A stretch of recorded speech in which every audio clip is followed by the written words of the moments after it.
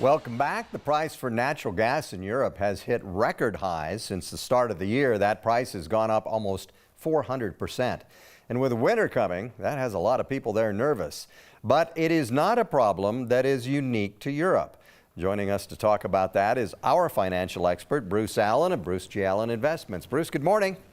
Good morning, Gary. So talk a little bit about what's happening with natural gas here in the United States.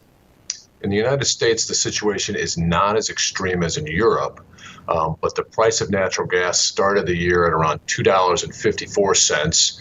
It's over $5.50 today. So we've seen an increase in the price of natural gas of over 100% this year. What is causing that, and what impact could that have on the economy? The cause of that is that the U.S. economy is rebounding very rapidly.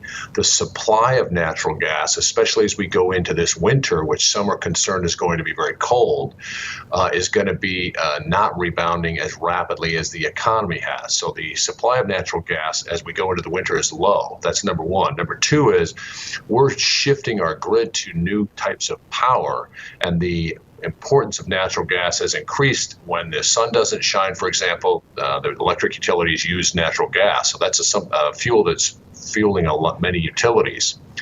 And that will likely have an impact on all around the country, people's utility bills to differing degrees depending on the state where they live.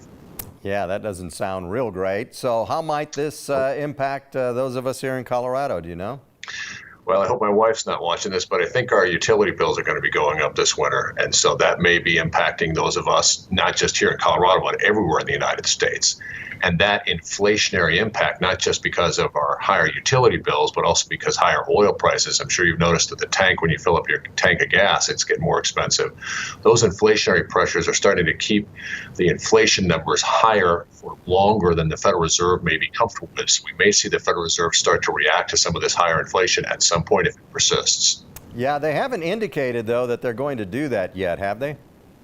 They have not. What they've indicated, the Federal Reserve has said that they may taper sooner, meaning they'll stop their bond purchases.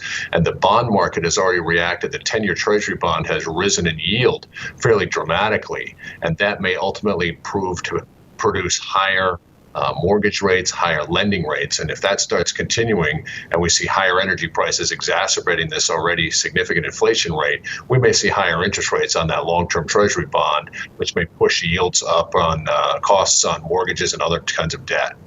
Yikes, it's always something, right? All right. Bruce. On this one. Yep. All right. Bruce, it's always good to see you. Thank you much. We'll see you next week. You bet. Bye-bye.